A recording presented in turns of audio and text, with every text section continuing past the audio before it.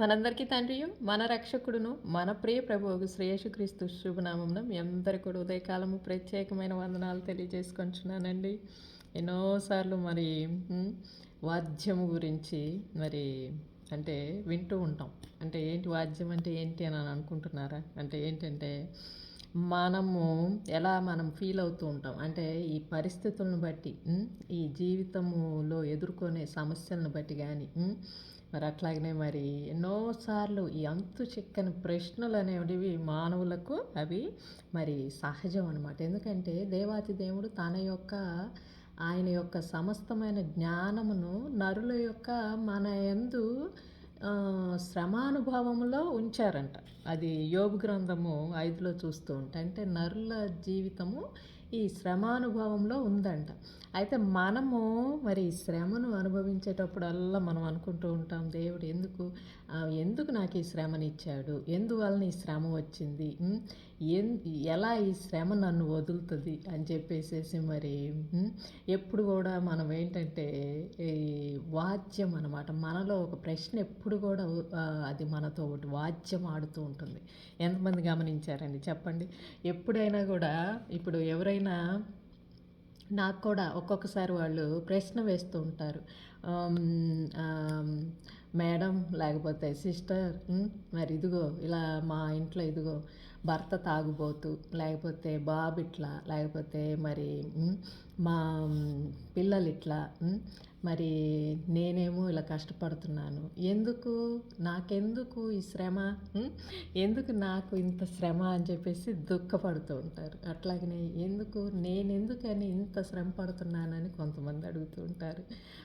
అమ్మ అని చెప్పేసేసి ఇంకొక అబ్బాయి ప్రశ్న అనమాట. ఏంటంటే ఎంతకాలము నేను ఈ శ్రమల్లో వెళ్ళాలి, ఇంకా దేవుడు వినడా అని చెప్పేసి మరి అన్యులు అంటే హిందూగా ఉండి మరి ఒక్కొక్కసారి వారు అడిగి అంటే ఏంటంటే మీ దేవుడన్నా మరి వింటాడా, మరి అట్లాగనే మరి మీ దేవుడితో అన్న చెప్పు, మరి జీసస్తో చెప్పి చూడు అని చెప్పేసేసి ఆ మెసేజ్ చూస్తే నాకు అనిపిస్తూ ఉంటుంది అనమాట. దేవా, ఎంత వారు అంటే ఈ శ్రమలో ఈ లోకంలో తాళలేక ఆ ఆపదలో నుంచి బయటకు వచ్చేది ఎట్లా, ఆ రుణబాధలోంచి బయటకు వచ్చేది ఎలా, అలా చిక్కుకొని పోయిన ఉచ్చు లేకపోతే ఆ యొక్క ఆ వ్యాధిలో నుంచి కానీ ఆ బాధల్లోంచి కానీ బయటికి వచ్చేది ఎలా అని చెప్పేసి అడుగుతూ ఉంటుంది.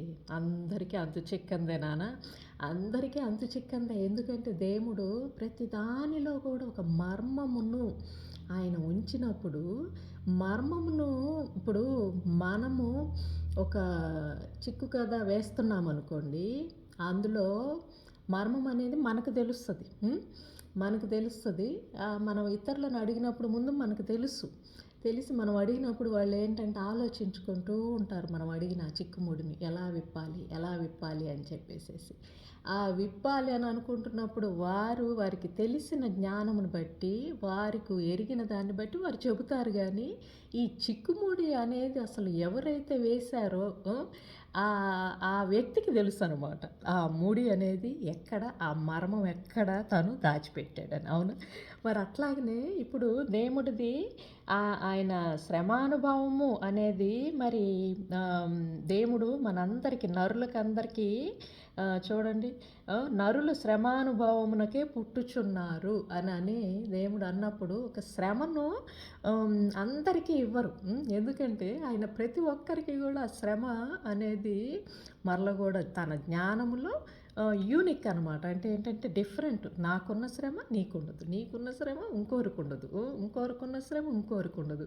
అలా ప్రతి ఒక్కటి కూడా అది వ్యక్తిగతమైన అంటే ఏంటంటే ఎవరికి వారికే సంబంధించింది. కాబట్టి ఆ మనస్సు ఎంత బాధపడుతూ ఉంటుందంటే ఈ శ్రమలో నుంచి బయటకు తీసుకొని వచ్చేది ఎవరు అని చెప్పేసి. సరే, యోబుని చూసుకొని ఉంటే చూడండి, ఒక్కసారి అంతకు ముందంతా మరి దేవునికి నీతికరముగా కనిపించి మరి కానీ కనిపిస్తానికి తను పడిన ఆత్రత ప్రతిరోజు కూడా నా బిడ్డలు ఏమన్నా నీ ఎడల ఏమన్నా దోషులుగా ఏమన్నా ప్రవర్తిస్తున్నారా, నేనేమైనా దోషపూరితంగా ఏమన్నా నీతిలో ఏమన్నా తప్పానా అని చెప్పేసేసి మరి బలి ప్రతిరోజు కూడా బలి ఇచ్చి సమాధాన పరుచుకుంటున్నాను కదా అనుకున్న ఆయనకి ఒక్కసారి శ్రమ చూడండి ఎలా వచ్చిందంటే ఒక్క దినంలోనే సమస్తం కూడా వెళ్ళిపోతే అలా కుప్పకూలిపోయి ఏమి చేయాలో తెలియని రిక్తహస్తుడైపోయి కూర్చొని ఉంటే మరి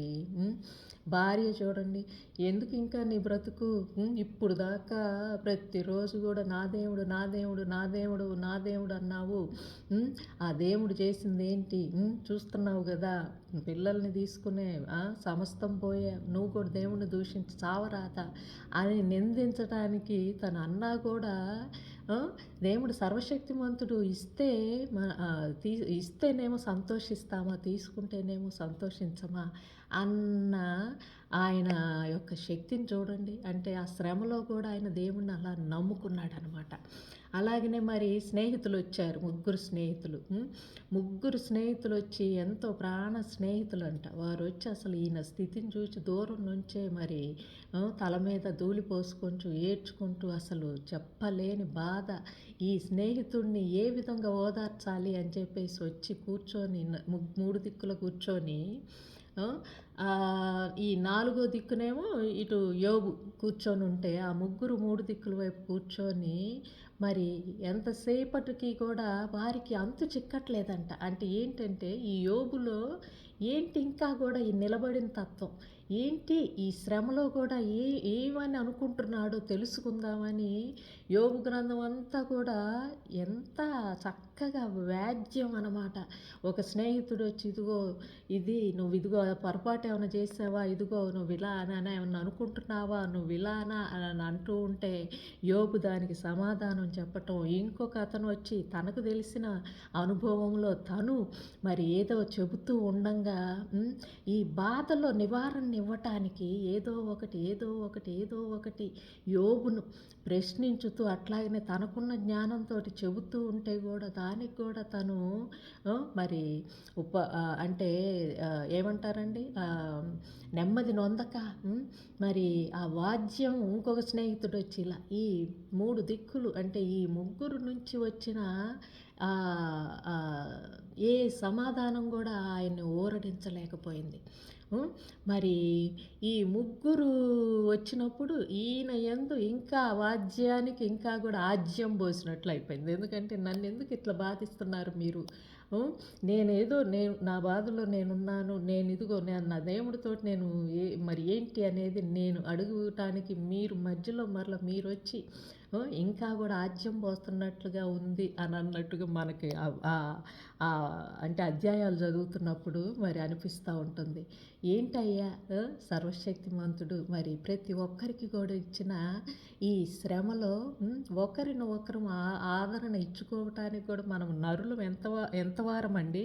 ఇప్పుడు ఒక తల్లి మరి ముగ్గురు బిడ్డలను ఒక్కసారి పోగొట్టుకున్న సాక్ష్యం, మరి తన బిడ్డలను అమెరికాకి పంపిస్తే అగ్నిలో ముగ్గురు మరి దగ్ధమైపోయారంట.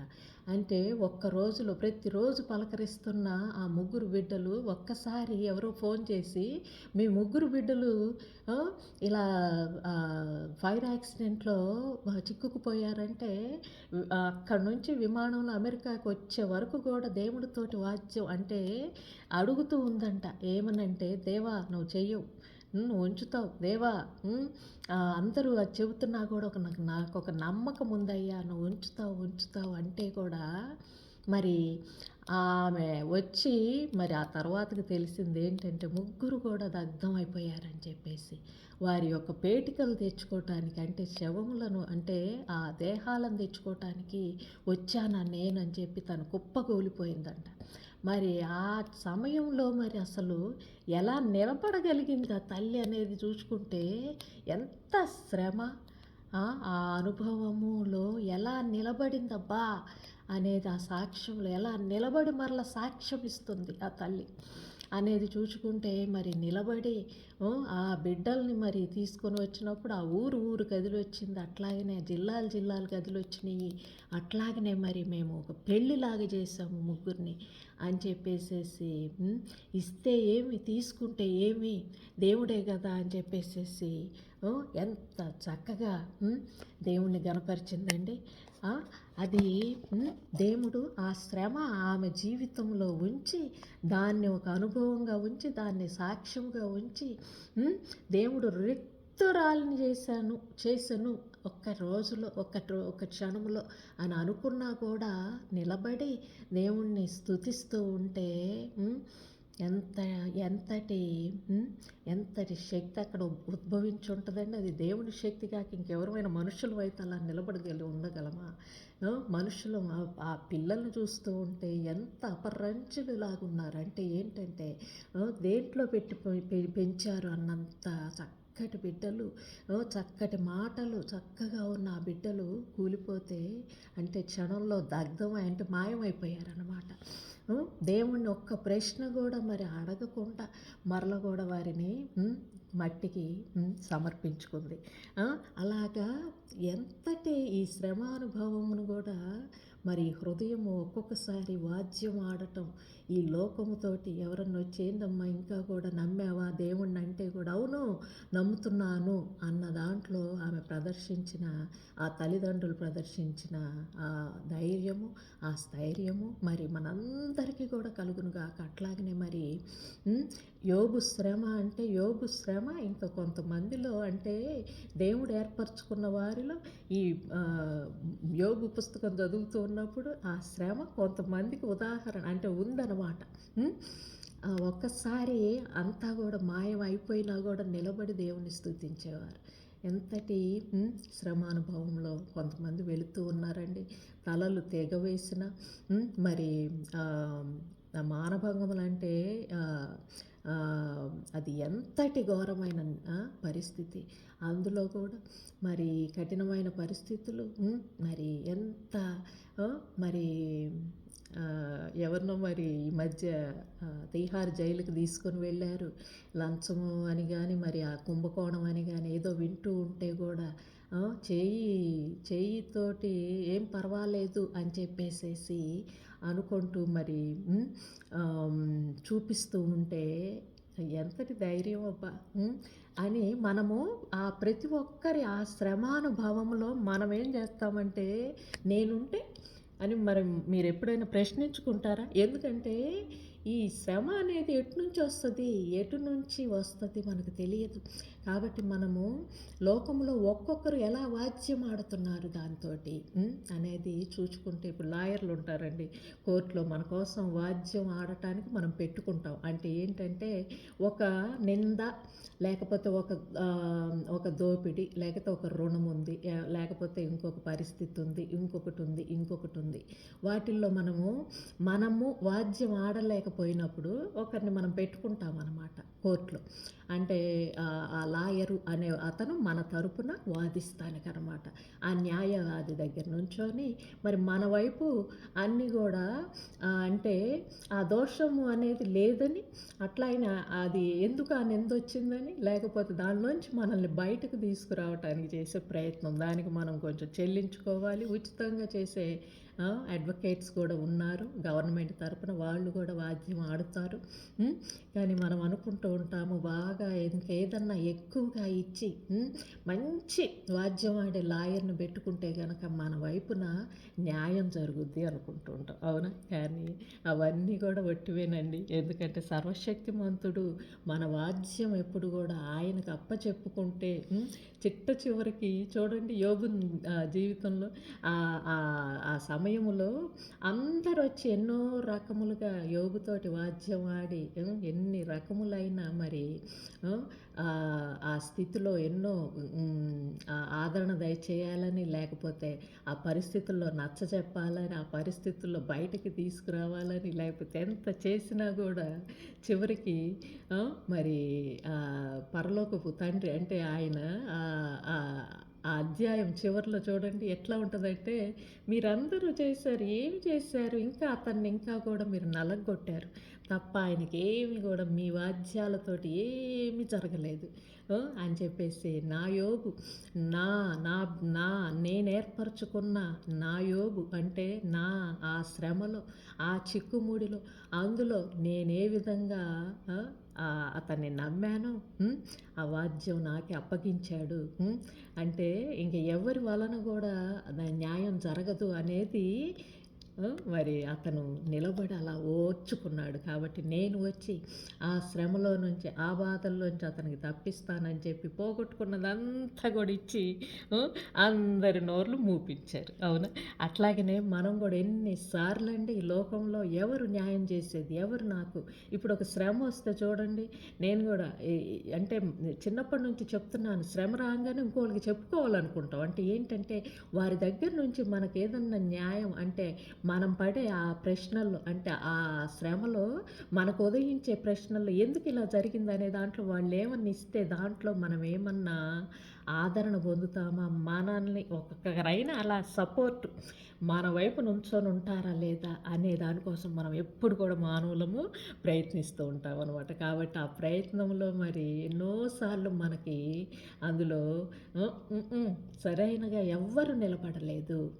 ఎందుకంటే అందులో వెళ్ళే వారికే తెలుస్తుంది, ఆ మర్మము ఉంచిన ఆయనకే తెలుస్తుంది, ఆ అనుభవం ఇచ్చిన ఆయన మాత్రమే మరల కూడా అందులో మనల్ని మరి ముందుకు తీసుకొని వెళ్ళగలరు అనమాట. కాబట్టి మరి యోబు గ్రంథం 5లో చూడండి, నేను దేవుణ్ణి ఆశ్రయించుదును, దేవునికే నా వాద్యమును అప్పగించుదును, ఆయన పరిశోధింపజాలని మహాకార్యములను లెక్కలేనని అద్భుత క్రియలను చేయువాడు అని ఉందన్నమాట. అంటే ఇప్పుడు మనందరి వాద్యములు కూడా ఉన్నాయి కదా.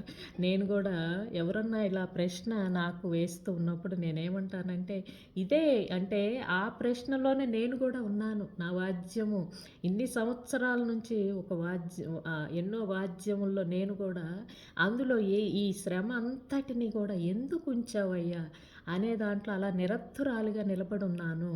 నేను అందులో ఉండి నిలబడుతూ మరి నా వాద్యమును అంటే ఇంకా ఆయన తప్ప ఎవరు లేరు ఈ లోకంలో.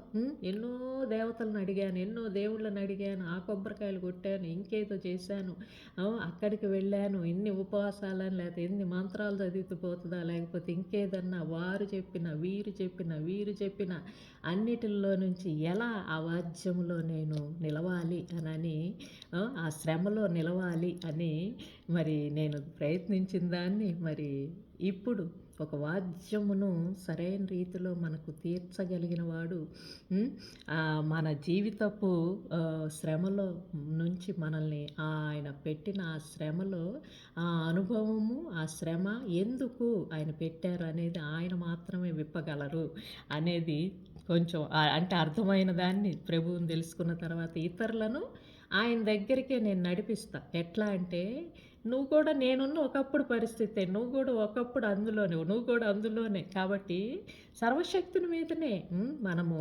ఆధారపడతాము. ఆయన మాత్రమే మరి ఆ వాద్యమును మరి తీర్చగలడు.